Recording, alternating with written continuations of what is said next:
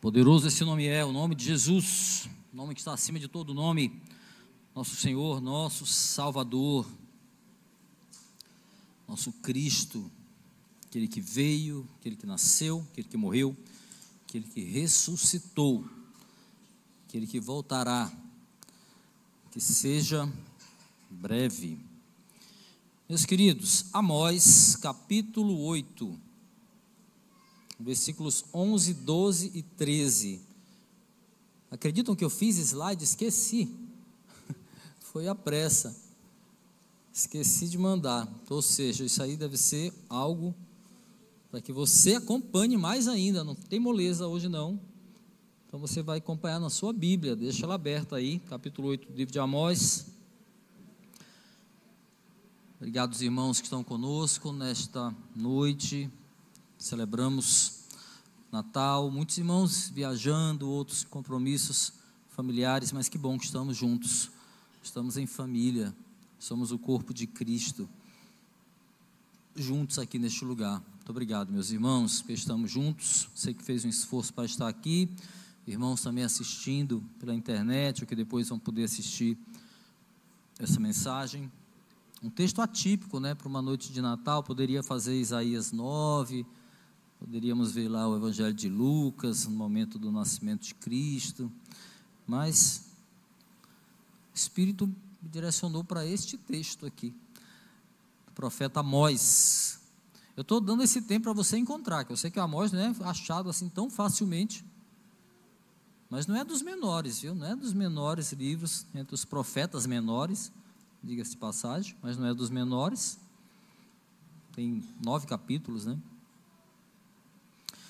Amós capítulo 8, versículos 11, 12 e 13. Acompanha na tua Bíblia.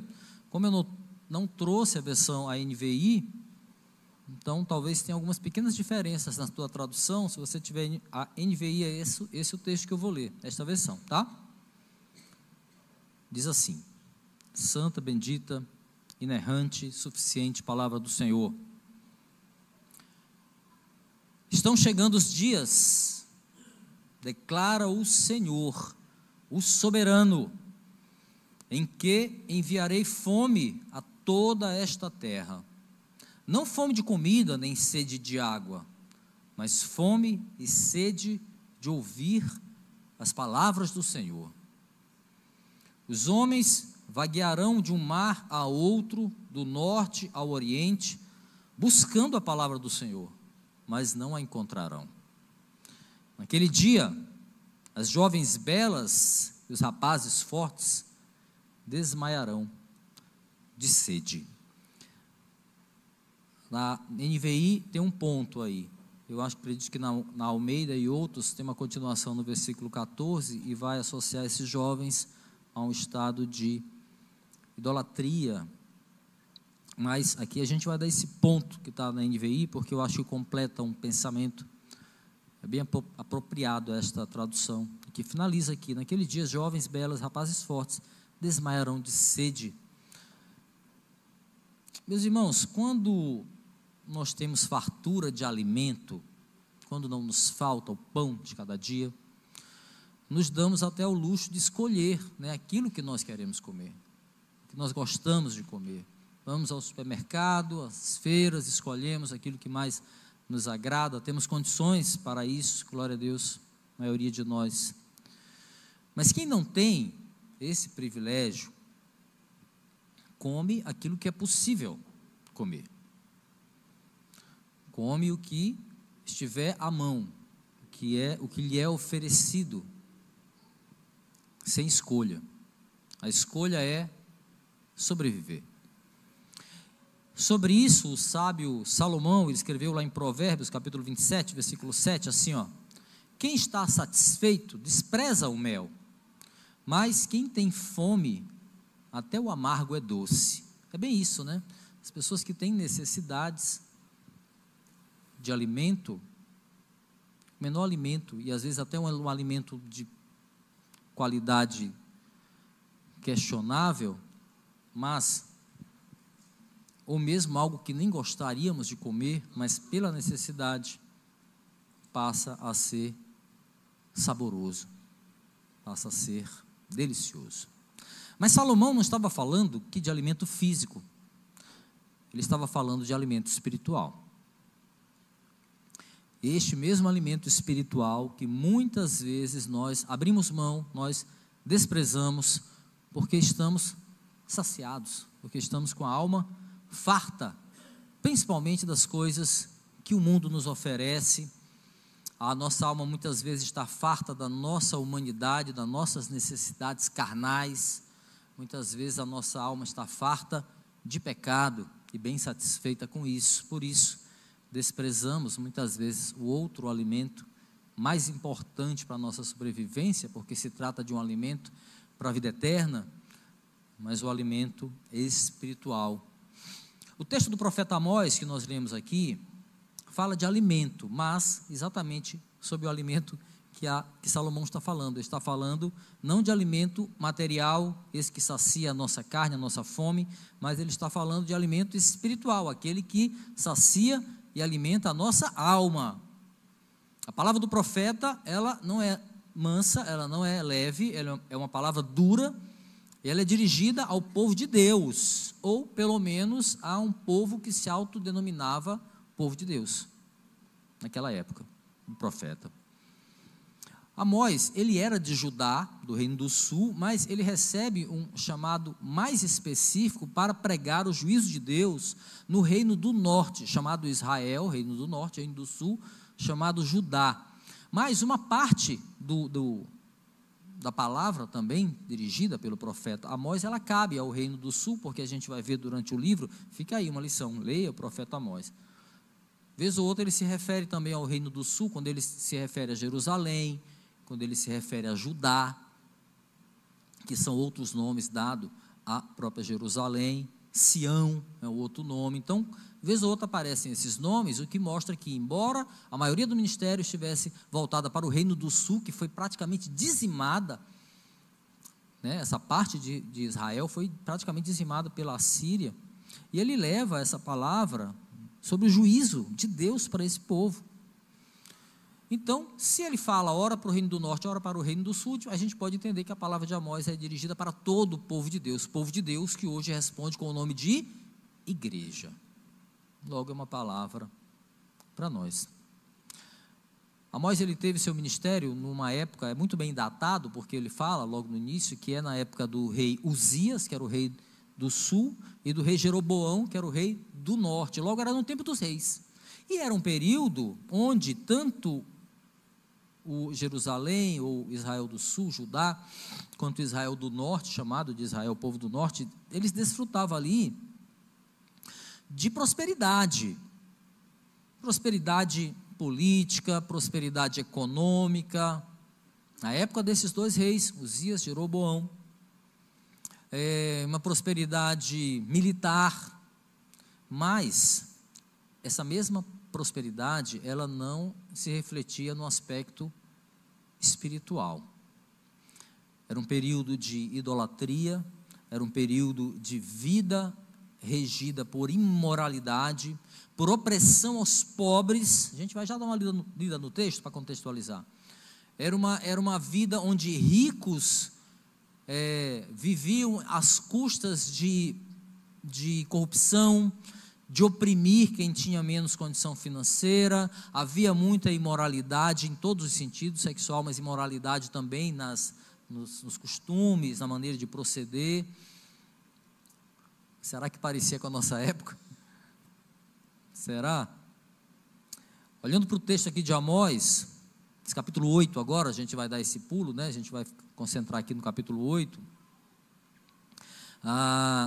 O profeta, com uma visão, claro, profética, inspirada pelo Espírito Santo, ele começa o capítulo 8 com a visão de um cesto de frutas maduras, e ele vai falar sobre a relação do juízo do Senhor sobre Israel. Olha o que diz o texto, vamos ler rapidinho, do versículo 1 até chegar no nosso texto. Diz assim, olha, acompanha na tua Bíblia, capítulo 8, olha o contexto. Ele começa com a visão de um cesto de frutas maduras, né? O Senhor, o soberano, capítulo 8, versículo 1 em diante, me mostrou um cesto de frutas maduras. O que você está vendo, Amós? Ele perguntou. Um cesto de frutas maduras, respondi. Então o Senhor me disse: chegou o fim de Israel, o meu povo, não mais o pouparei. Naquele dia, declara o Senhor, o soberano, as canções no templo se tornarão lamentos, muitos, muitos serão os corpos, atirados por todos os lados. Silêncio. Ouçam vocês que pisam os pobres e arruinam os necessitados da terra, dizendo: quando acabará a lua nova para que vendamos o cereal? E quando terminará o sábado para que comercializemos o trigo, diminuindo a medida, aumentando o preço, enganando com balanças desonestas e comprando o pobre com prata e o necessário para um par de sandálias, vendendo até palha com o trigo?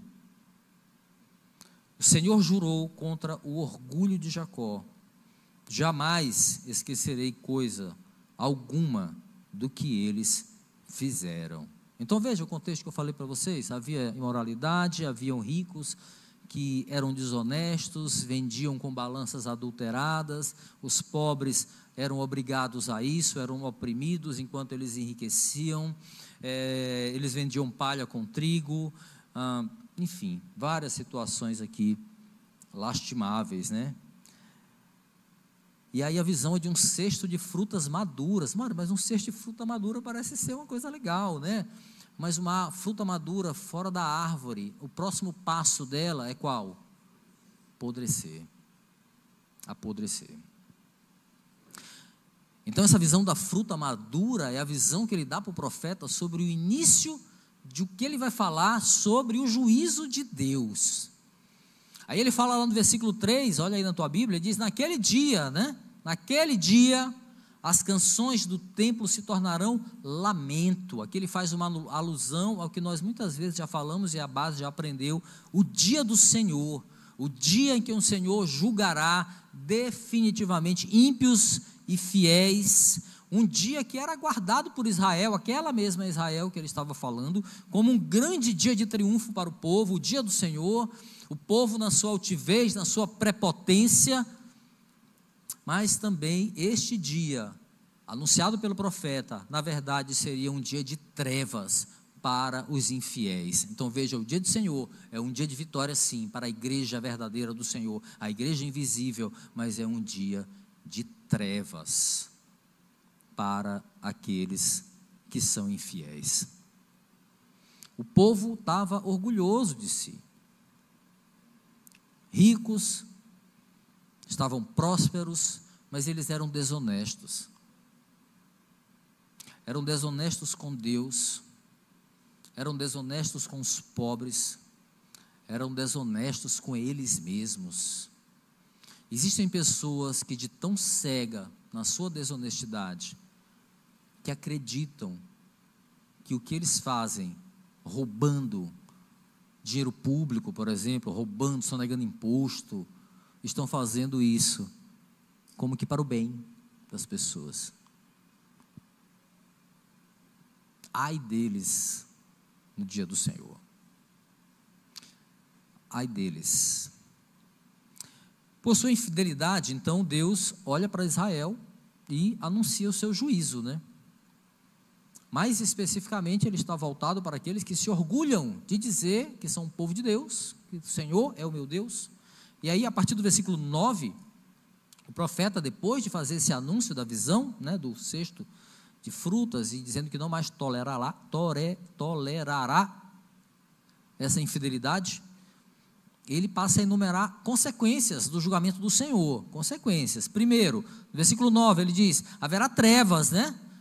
Versículo 9 vai dizer aí, ó. Diz assim: naquele dia, declara o Senhor, o sol, o soberano, farei o sol se pôr ao meio-dia, e em plena luz do dia escurecerei a terra. Olha. Em seguida ele vai falar de lamentos, né? No versículo 10, olha o que diz o versículo 10: transformarei as suas festas em velório, e todos os seus cânticos em lamentação. Farei que todos vocês vistam roupas de luto e rapem a cabeça. Farei daquele dia um dia de luto por um filho único, e o fim dele como um dia de amargura. Então veja que é um lamento, mas não um lamento qualquer, um lamento de profunda tristeza, era um lamento de perda, era um lamento de luto, como a perda de um filho único, né? Diz o texto aqui. E aí uma terceira consequência do dia do juízo é a fome, mas não uma fome qualquer. E é sobre esse estado de escassez aqui, alimentar, que vai tratar o nosso texto. E que é um resultado, meus irmãos, inevitável, inexorável, na vida daqueles que desperdiçam, desprezam a bênção de sentar-se à mesa do Senhor para desfrutar do banquete que Ele oferece ao seu verdadeiro povo. Deus nos oferece o alimento para a vida eterna. Muitos desprezam esse alimento. E Natal, né? Natal é uma festa de mesas fartas, né? Para muitos, graças a Deus por isso. Mas, meus irmãos, o que adianta para nós uma mesa farta, cheia de pratos da época, típicos, né? Se a nossa alma tem fome. Aí, nessa noite aqui, nós vamos aprender com a atitude equivocada de Israel sobre o que não devemos fazer para não sofrermos as consequências graves no dia do Senhor. E esse é o ponto. Nosso tema é fartura e fome no dia do juízo. Pois é, parece um contrassenso, mas nesse dia haverá fartura, mas também haverá fome no dia do juízo. Muito bem, era o tempo dos reis, nós já falamos aqui, Israel, reino do norte, tempo de reis também em Judá, reino do sul. Aparentemente era um período de prosperidade, o povo de Deus estava bem ao ponto de vista humano, aos olhos humanos, mas aos olhos de Deus o povo estava perdido. O povo estava levando uma vida de suposta estabilidade, todavia diante do Senhor estavam levando uma vida distante de Deus. E aí Amós é levantado por Deus para alertar esse povo indiferente que o dia do juízo chegará. Olha para a tua Bíblia no versículo 11, o que diz a primeira parte, diz assim, ó: estão chegando os dias, o profeta diz, não da própria boca, ele diz, declara o Senhor, o soberano. O tom, não precisa nem dizer, né? O tom é de alerta. A gente já olhou aqui durante todo esse texto que o tom é de alerta para aquele povo, para um povo que estava distante de Deus, para um povo sobre os quais aqueles dias que estavam chegando não seriam bons dias, estavam chegando. A gente já sabe que dia é esse, o dia do juízo do Senhor, sobre um povo que estava perdido em si mesmo, um povo farto, mas não farto de alimento da alma, mas um farto de idolatria, farto de imoralidade, um povo que estava acomodado na sua aparente prosperidade material, mas que estava desprezando a honestidade, que estava desprezando os pobres, os necessitados, que só tinham olhos para os próprios interesses. Era um povo próspero aos olhos humanos, mas aos olhos de Deus, pobre, cego e nu, como diz o texto bíblico também, fazendo uma referência às pessoas que estão distantes do Senhor, a igreja distante do Senhor muitas vezes. O alerta é muito claro para esse povo. Estão chegando os dias, declara o Senhor, o soberano. O profeta está anunciando aqui o basta de Deus. Tem muitas pessoas que vivem achando que Deus não vai dar um basta, como se Deus fosse eternamente tolerante. Mas a palavra profética haverá o basta de Deus, haverá um basta. Um dia em que o Senhor não vai mais tolerar tamanha indiferença de um povo que se orgulha de ter o Senhor como Deus. Ele está falando com o povo de Deus. Meus queridos, primeiro exemplo aqui, de como não proceder baseado na atitude equivocada de Israel. Que nós não vivamos, meus irmãos, minhas irmãs, como se o dia do Senhor não estivesse próximo. Que nós levemos a nossa vida como se o dia do Senhor não pudesse ser hoje, não pudesse ser agora. Muitos de nós, auto-intitulados cristãos, levamos uma vida, às vezes, numa tranquilidade, mas numa indiferença. É uma diferença que muitas vezes reflete o quão distante nós podemos estar do Senhor, de Deus.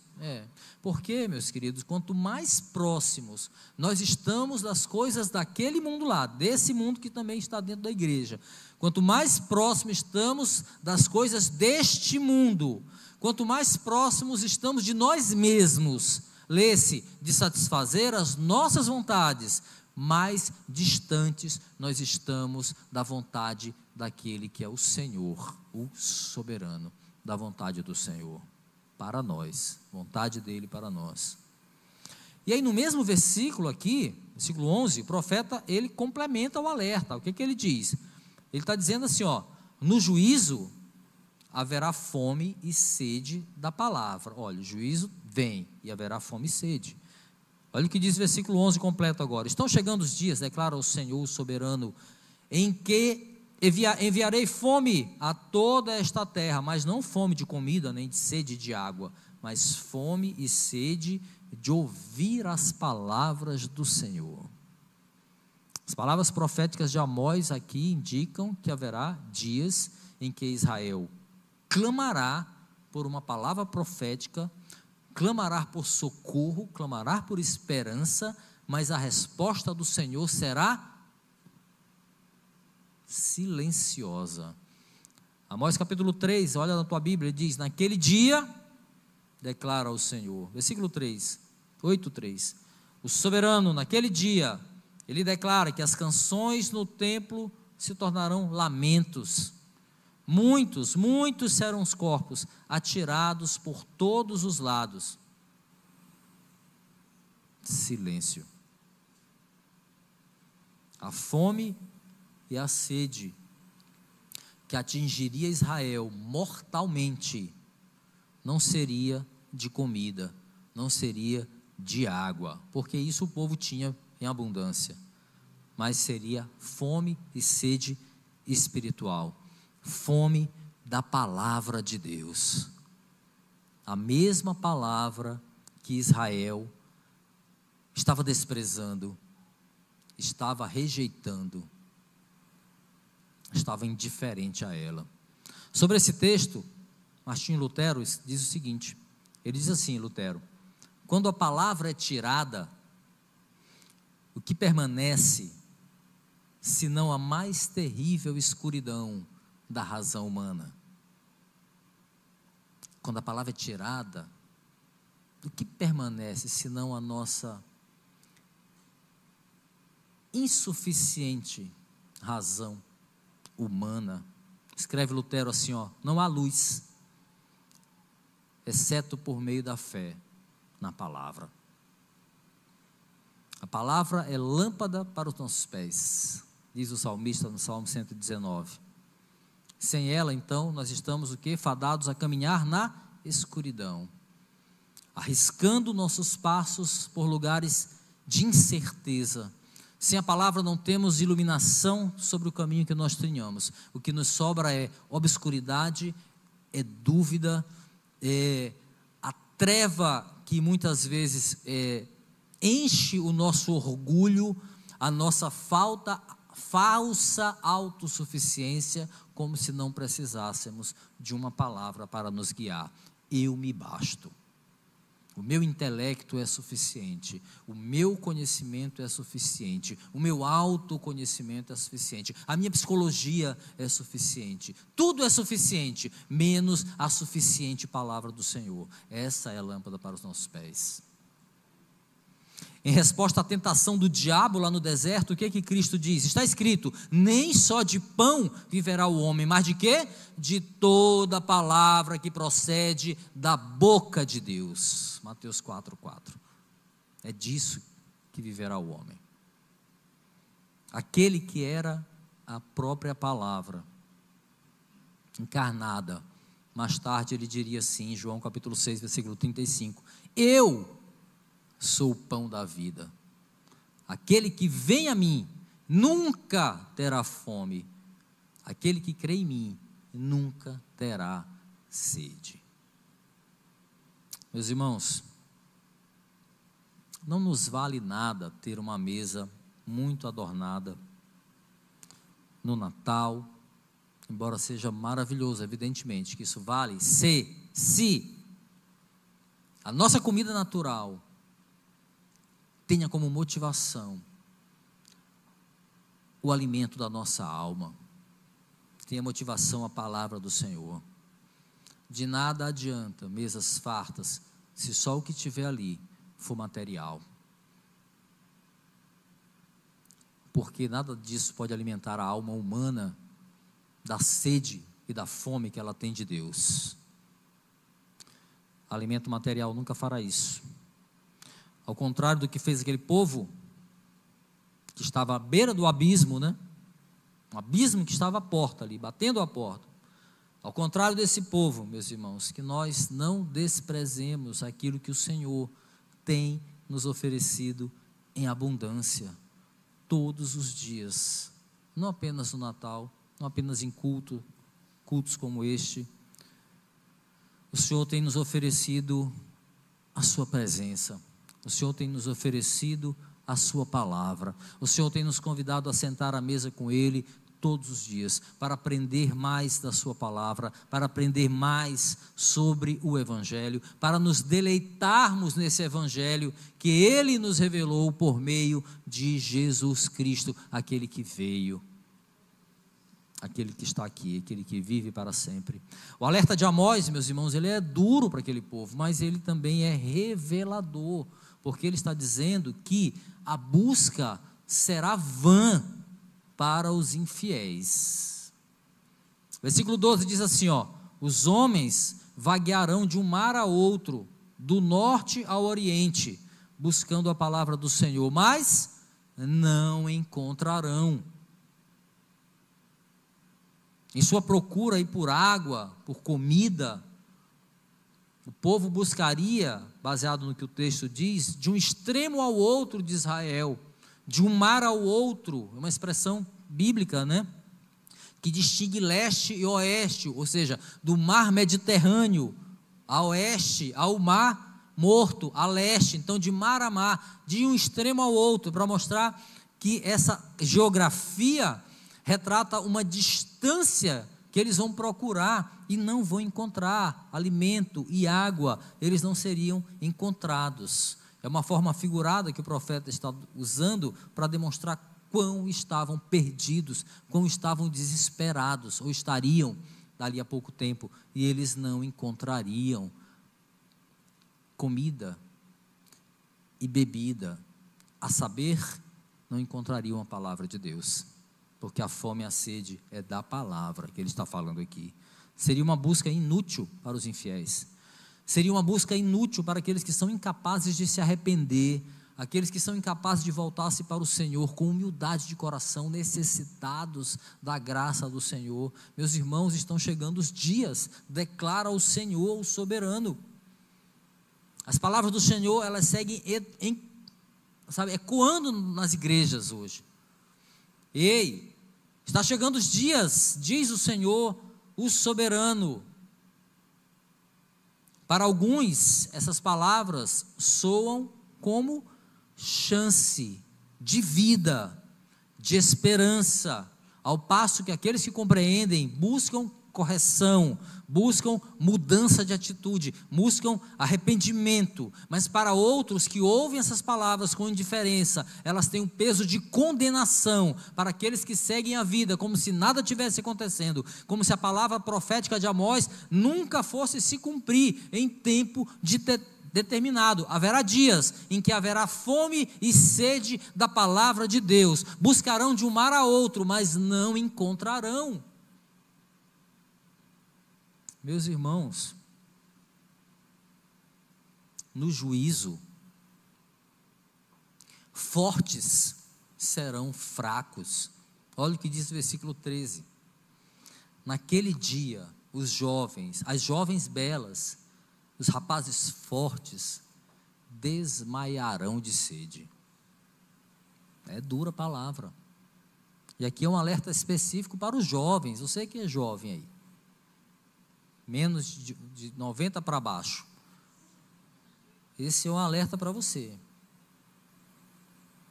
Na fome e na sede pela palavra de Deus, são os jovens que mais sofrem. Porque as pessoas maduras, as pessoas que já viveram algum tempo, nós conseguimos olhar para trás e no nosso próprio passado, na nossa experiência de tudo que nós já vivemos, tudo que nós já superamos, tudo que Deus fez por nós, nós conseguimos encontrar conforto nisso. Nós temos uma bagagem de memória muito grande que nos dá alento. No desespero, nós conseguimos buscar aquilo que nos traz esperança, né? Na memória, aquilo que nos dá conforto, nos dá fortaleza mesmo em momentos de angústia, porque tem muito aprendizado de vida, tem muita história, mas os jovens não têm tanta história assim. Os mais jovens não têm essa história, eles não têm como se agarrar na memória para reviver muitas coisas na hora da fraqueza. Falta experiência de vida, e muitas vezes nós nos alimentamos da nossa experiência de vida ou não? Para os jovens falta essa carga de memória para alimentar a alma diante da escassez. Aí o texto vem: naqueles dias, jovens belas, rapazes fortes vão desmaiar de fome. Mas aí, meus irmãos, o exemplo do jovem, ele cabe aqui a todos que são imaturos ou que se portam como meninos na fé, sabe, achando que tem todo o tempo do mundo. Para o jovem, acha que tem todo o tempo do mundo, né? Quando nós éramos mais novos, somos mais intrépidos, não temos medo das coisas. Quem tem mais experiência trata a vida de uma outra maneira, mas muitas vezes temos toda essa experiência, mas somos imaturos, porque a gente acha que tem todo o tempo do mundo para corrigir erros, que já passou da hora para a gente corrigir, já passou do tempo para se arrepender, já passou do tempo para sair do lugar, já passou do tempo de não ficar mais nessa inércia, sabe, de não produzir, de não frutificar, já passou do tempo, e a gente segue vivendo como se tivesse todo o tempo do mundo. Aí Amós vem e diz: ei, estão chegando os dias. Que dias? Aquele dia, o dia do Senhor. Então essa é uma palavra que também é um alerta a todos que vivem displicentemente os dias, sabe, remindo mal o tempo que tem, como se o amanhã nos coubesse alguma coisa, quando a palavra diz: o que te cabe o amanhã? A nossa vida é como vapor.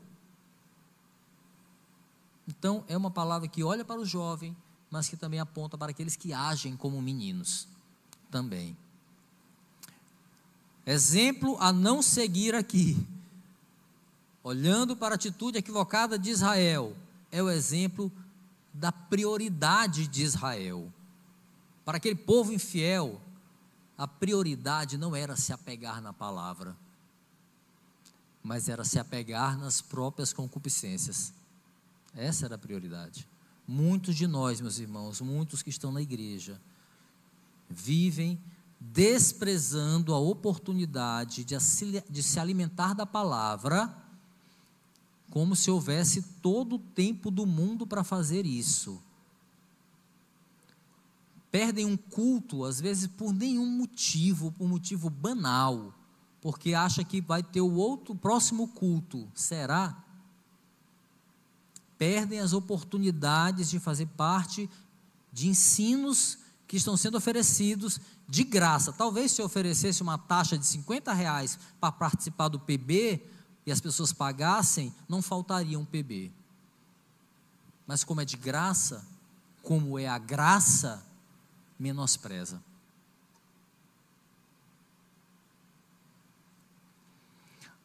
Certo dia cobraram, veio um falso pastor aqui, midiático, cobraram o ingresso que era uma fortuna, não tinha lugar no estacionamento.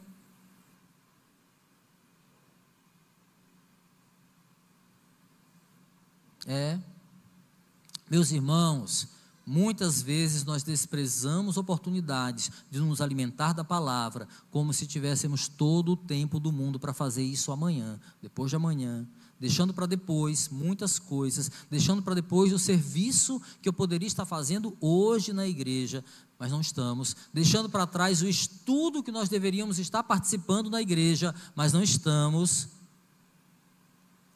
deixando para trás e para amanhã desfrutar da presença do Senhor na sua casa, na casa com os irmãos, deixando para o outro dia, quem sabe, se eu não tiver um filme estreado no cinema que eu quero assistir, ou o meu time jogando, ou então eu simplesmente não estiver disposto. Meus irmãos, definitivamente, para muitos de nós que se dizem crentes, a palavra e a igreja não são prioridades. Vamos reconhecer. Vamos reconhecer. E a pergunta que nós devemos nos fazer é: de que a nossa alma tem sede? De quais alimentos nós temos alimentado a nossa alma?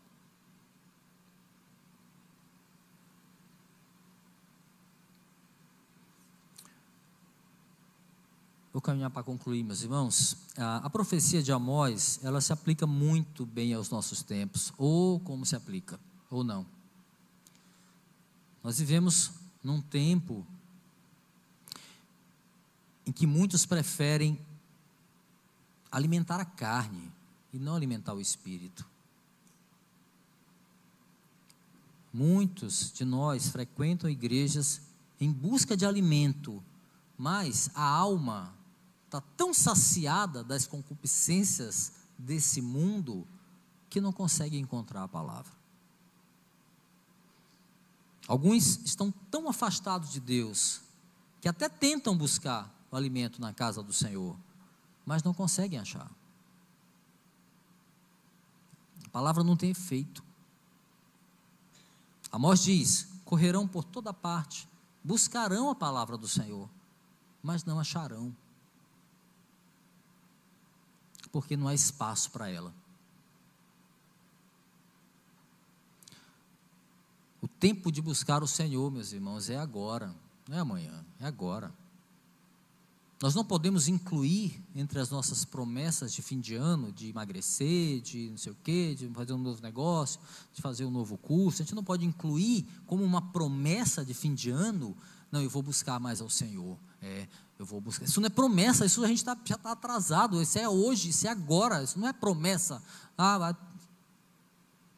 Tem gente que bota isso como promessa de fim de ano. Não, no próximo ano eu vou buscar mais a Deus, eu vou fazer alguma coisa na igreja. Tem vergonha, a pessoa tem que se envergonhar de buscar o Senhor como promessa de fim de ano. É vergonhoso para a gente fazer isso.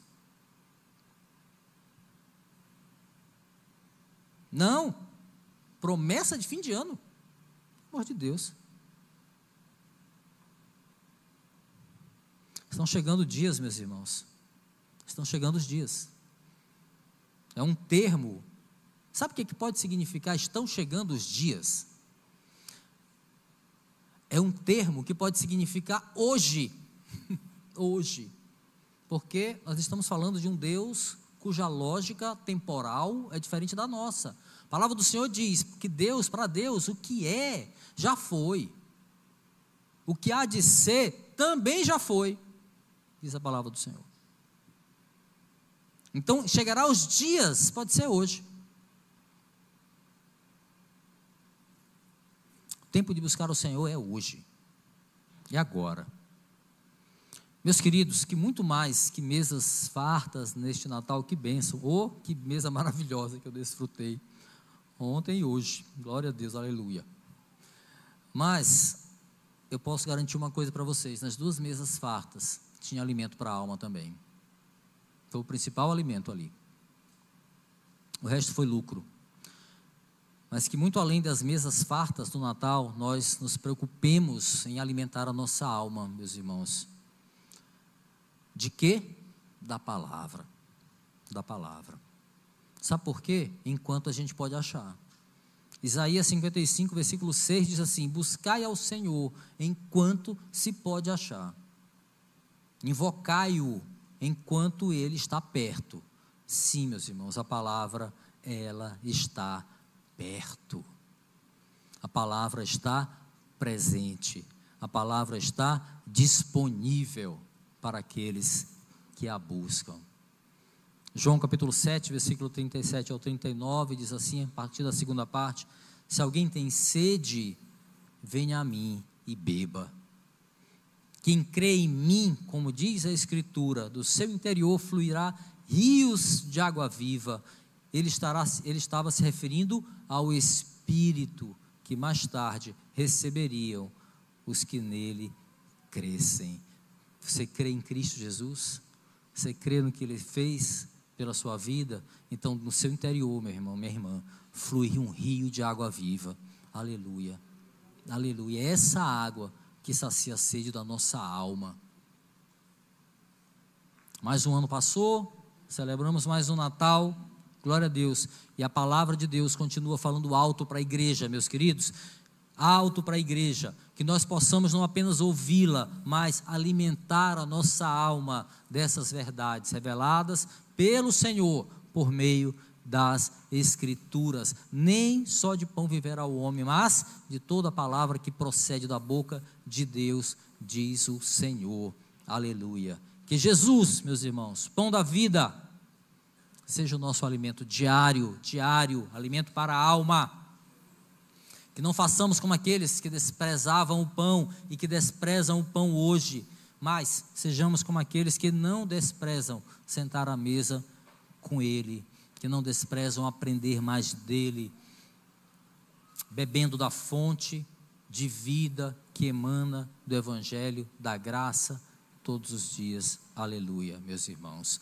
Feliz Natal para você, feliz banquete para a alma, na presença do nosso Senhor, que está aqui, aquele que vive e reina para todo sempre. Amém. Vamos ficar de pé, meus irmãos, vamos orar. Não é uma palavra que talvez você esperasse ouvir com alguns jingle bells, alguns, né? Não teve jingle bell. Teve a verdade amorosa do Senhor para a tua vida, teve o alimento para a tua alma. Como eu falei na mensagem que deixei lá para os irmãos, nós não estamos celebrando um aniversário, até porque a gente estaria na data errada. Estamos celebrando um plano de amor, um plano de vida, um plano que nos alcançou. Um plano que envolve o nascimento de Cristo e envolve também o nosso nascimento para Cristo. Um plano que envolve a morte de Cristo na cruz, derramando até a sua última gota de sangue, e que envolve também a nossa morte para o pecado que nos condenava. Envolve a ressurreição do Senhor e a nossa ressurreição com Ele para a vida eterna, e envolve uma promessa de volta, que seja breve, muito breve, assim seja. Enquanto isso, a gente segue celebrando e alimentando a nossa alma com a palavra do Senhor. Feche teus olhos. Senhor, obrigado pelo pão de cada dia, a palavra que alimenta a nossa alma. Senhor, muito obrigado por todo o alimento que recebemos durante todo este ano que está ainda se completando, Senhor. Eu te clamo, Pai, em nome de Jesus, que nunca este bom alimento falte no púlpito desta igreja, que nunca o pão da vida falte nos grupos desta igreja, em cada estudo, em cada aula, em cada abraço, em cada telefonema, em cada visita, que tudo que seja feito aqui seja alimento espiritual e que tenha a Tua palavra como alicerce. Que o tempero do alimento da nossa alma seja os versículos, revelados para nós pelo Espírito Santo, utilizando homens para escrever. Muito obrigado, Senhor, pela tua palavra que nos alimentou nesta noite. Eu te peço, Pai, em nome de Jesus, que a nossa alma tenha sede e tenha fome da palavra do Senhor, na certeza de que ela nos alcançou. Aleluia. E que podemos saciá-la para a glória do teu nome. Não permita, Senhor, que entremos na igreja, que busquemos, estejamos tão cheios de nós mesmos, tão cheios de pecado, tão cheios de problemas, tão cheios de dilemas, que não haja espaço para saciar a nossa fome e a nossa sede da palavra do Senhor. É o que nós te pedimos. Eu te peço, abençoa-nos, Senhor. Abençoa os teus filhos, abençoa as famílias, que a tua palavra reine nos lares, que a tua palavra reine neste mundo tão corrompido, mas sabemos, Senhor, que as pessoas que entenderão o grito profético da tua palavra, virão e se arrependerão, e naquele dia, estarão saciados com a tua graça. Aleluia. Obrigado, Senhor, porque se estamos aqui, foi porque esta graça nos alcançou. A ti toda a honra, a ti toda a glória. Te pedimos, te agradecemos, em nome de Jesus. Amém.